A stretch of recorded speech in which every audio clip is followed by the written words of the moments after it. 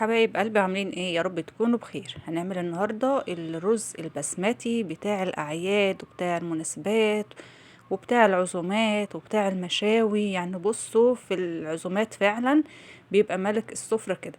بس في ناس كتير بتشتكي ان هو بيعجن منها، بتكون ميته زيادة او بينشف او بيجلد او مش بيظبط معاها. يعني هنقول على كل اسرار نجاحه النهاردة والمقدار المظبوط للمية بتاعه لأي نوع رز بسمتي عشان يطلع معاكي مفلفل كده ومفيش حباية لازقة في التانية خالص.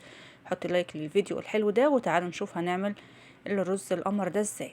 في حلة كده على النار حطيت معلقتين من الزيت ومعاهم معلقة من السمنة، وحطيت كده بعد ما بيسخنوا نزلت بنص عود من القرفة، ورقتين 3 من اللوري، ليمونة، وحبيتين 3 من الحبهان. حطيتهم كده يسخنوا شوية مع الزيت والسمنة كده. بعد ما بيسخنوا كده شوية بنزل عليهم ببصلاية متوسطة متقطعة كده ناعم، مفروم ناعم، وعليها رشة من الملح.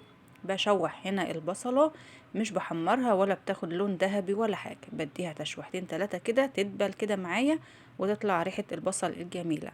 بنزل عليها بمكعب من المرقة بكسره كده، ومعلقة من بتاعة الشاي كركم، ومعلقة بودرة زعفران، او ممكن كاري وكركم، او ممكن كركم وبهارات كبسة بتبقى مخصوص كده عند العطار.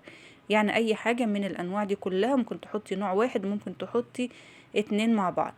حطيتهم برضو مع البصلة كده اخدوا تشويحة، وبعدين هنزل عليهم بالرز البسمتي مغسول، انا مش بنقعه، مغسول بس. كوبايتين من الرز البسمتي، وبديهم هنا تشويحة كده كويسة قوي عشان خاطر الرز يتغلف بالمادة الدهنية ويفلفل كده معانا ما يعجنش. طيب ايه المقدار المظبوط للمية للرز البسمتي لأي نوع رز بسمتي؟ كوباية الرز هنحط لها كوباية ونص من المية، مش كوبايتين. في ناس بيحطوا كوبايتين بس اوقات كده الرز بيبقى طري كده معاهم او بيعجن. هنا الكوباية ونص هتظبط معاكي اي نوع رز بسمتي. ممكن كمان كان مع البصلاية تضيفوا جزراية مبشورة لو حابين، بس انا مكانش موجود عندي جزر. هنا بوريكم الكوباية اللي معايا بيها المج العادي بتاع الشاي. يبقى كوباية الرز هنحط لها كوباية ونص مية مغلية او شوربة مغلية. هنا بعد ما كنت غطيت عليه كنت نسيت الملح والفلفل، كنت بعمل كذا حاجة كده جنب منه، فهنا ايه كان لسه مغلاش. حطيت الملح والفلفل واديتهم تقليبة وهغطي عليه. اول ما يبدأ كده يتشرب المية هديله تقليبة واحدة بس، ما تحاولوش تقلبوا فيه كتير عشان الرز ما يتكسرش منكم. اول ما يبدأ يتشرب هنديله تقليبة كده من فوق لتحت، وخلاص كده هنهد عليه النار ونسيبه يستوي براحته خالص لغاية ما يتشرب المية ويبقى مفلفل ومعانا بالجمال ده. بصوا بينزل ازاي كده من الحلة، يعني ولا حباية لازقة في التانية ولا معجن ولا ناشف ناقصه مية ولا اي حاجة خالص. نسيبه كده يستوي على نار هادية، بيبقى زي الفل معانا، ريحته طالعة جميلة، طعمه حلو قوي. وحطيناه كده في طبق التقديم وزينا الطبق كده بشوية من البقدونس عشان الالوان كده تدينا شكل كده حلو.